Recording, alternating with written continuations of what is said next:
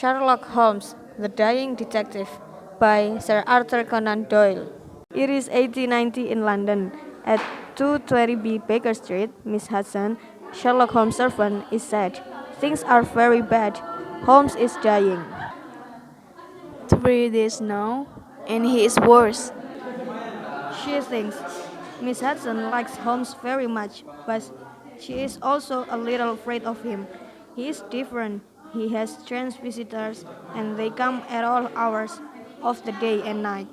His rooms have many strange things in them, but he is very nice to Miss Hudson. She respects him, and she does not want to lose him. I must visit Dr. Watson. She thinks. He can help. At this time, Dr. Watson is living in a different street in London. Miss Hudson goes quickly to his rooms. Dr. Watson, She cries when the doctor opens the door to her. please come with me. It's Mr. Holmes, he is dying. What? Watson cries. I know nothing about this. He doesn't want a doctor, but you must come, sir. After 3 days, he is very, very ill. He is saying strange things. I'm afraid for him. You must be quick. Watson gets his coat and bag and they leave the house. In the cab, he asks Mr. Hudson some more questions. I cannot tell you much, sir. Lately, Mr. Holmes is working in Rotherhithe, near the river. He comes home and he brings the illness with him. He is much worse now. Can he live through this? When they arrive at Baker Street on the dark November day, Holmes is alive, but Watson is afraid for his friend.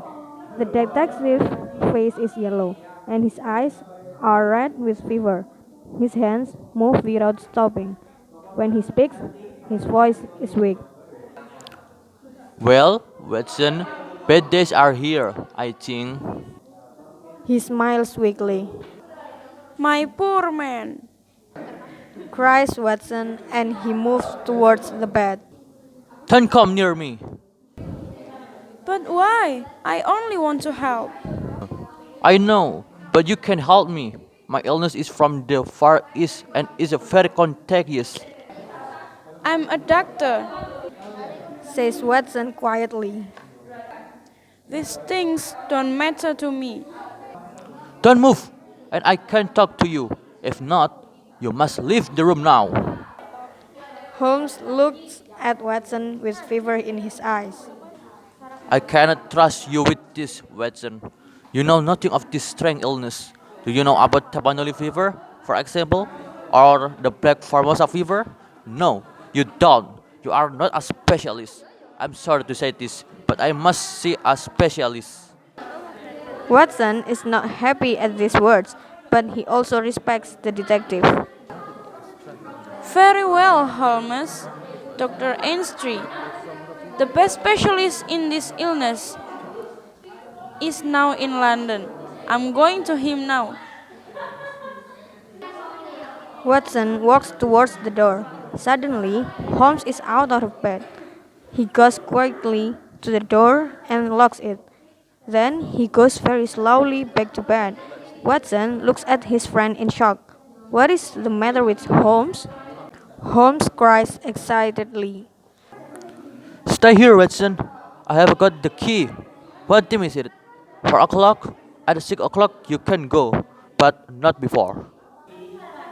Watson looks at his friend sadly. Holmes, this illness is doing strange things to your head, but I can wait until 6. Good. One more thing, Watson. Don't bring that man, Ainstree, now. Perhaps I can sleep a little. Watson waits, looking at the picture and books in the room. On the table, he sees a little black and white box. That's interesting. He thinks. He moves his hand toward it. Suddenly, a terrible cry comes from the bed. Stop, Watson! Don't move my things. I don't like it. Sit down, man. I need to sleep. At 6 o'clock, Holmes says. I'd have some light, Watson, but only a little. Put the box near me, not with your hands. Use your handkerchief. That's right. Now you can go to Mr. Culverton Smith of 13 Lower Bucket Street. But who is this man, Holmes? I don't know the name. He isn't a doctor. He has a plantation in Sumatra, but he is visiting London. He's knows this illness well because his workers often have it. Things are not good between us. Smith's nephew, Victor Sebek, is dead. There is something wrong about his terrible death. I don't trust Smith, and he knows. But only he can help me. There is no one more things. Don't come back with him. You must be here before him. This is very important, Watson. Watson takes the key and he goes into the street. He sees Inspector Morton of Scotland Yard. How is Mr. Holmes, sir? Morton asks. He is very ill. Watson answers. Morton smiles strangely. I know something about it. He says. Watson doesn't understand, but he cannot wait. He gets into a cab and leaves. At 13 Lower Burke Street, a servant answered the door. Watson goes into the house. He can hear Culverton Smith's voice. Who is Watson? What does he want? I need to work. I cannot see him. Watson thinks of Holmes. Quickly, he goes into the room. The man in the room stands up from his chair. Watson sees his dark, angry eyes. What is? The man cries.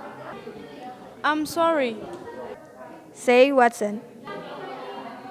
but I cannot wait. It's about Miss Sherlock Holmes. Culverton Smith's face changed. He watched Watson carefully. What about Holmes? How is he? He is very ill. Watson sat down. Is that smile on Smith's face? I'm sorry to hear this. Smith says. I don't know Holmes well, but I respect him. We are not very different. He studies criminals and I study microbes. He looks at the bottles on the table next to him and laughs. Holmes needs you. Watson says. Why? Is his illness from the Far East? Perhaps his work lately is with people from there. Oh, I see. Smith smiled.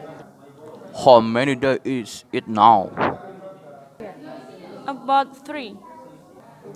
Is he taking well? Not always. That is bad. I must go and help him. Watson remembers Holmes' word. He says. I cannot go with you. I need to make a visit. Very well. Smith says. I can be there in a half an hour. Watson runs into Holmes' room. Is he coming? Holmes asks. Yes, he is. Very good, Watson. Now you must hide by the bed. Don't speak or move. Just listen very carefully. Watson hides behind the bed and waits. Soon, he hears Culverton Smith's voice. Can you hear me, Holmes? Is that you, Mr. Smith? Holmes says weakly. Thank you for you coming. Smith laughs. Oh, what's the matter with you, Holmes? It's Victor's illness, I think. Yes, my nephew. 4 days ill and he's dead. Smith laughs again. And you are the criminal, Smith. Ah, but you can't prove it. I know you need me. Give me a water. Holmes says vaguely. Alright, but only because I want to say something to you. Your illness is from men working near the river, your friend says. But that's wrong. You are not very quick, are you, Holmes? I cannot think. You must help me. Think carefully. Think of a box arriving here last Wednesday. Ah, box. Yes, I remember now. The spring in the box on my hand, the blood. That's right. And there are microbes of your illness on the spring. This box is the only proof, and I am taking it with me. Now you know the truth. Now you can die. More like, Says Holmes vaguely. Smith moves and suddenly there is more light in the room. what more can I do for you? Smith asks. And more water, please. Holmes says. But what is happening? Holmes is speaking normally. His voice is not vague. Watson hears this and he nearly cries out. He can feel Culverton Smith's shock. What is this? Aren't you ill? Culverton Smith asks angrily. After 3 days without food or drink, I'm not very well, but I'm much better than you think. Holmes says in his normal voice. Ah, Afron is coming, I think. The light is telling him to come. The door opens and Inspector Morton comes in. This is your man, Inspector. Holmes says. I arrest you for the murder of Victor Savage. Morton says to Smith. He wants my murder, too. Ah, ha, ha, ha, ha, ha. Holmes laughs. The proof is in the box in his coat. But do you put your hand on it, Inspector? Smith cries. You can't prove anything, Holmes. Don't forget my friends, Dr. Watson. Holmes says. He can tell an interesting story. Come out, Watson. Morton leaves with Culverton Smith. Holmes dressed and then he talks to Watson.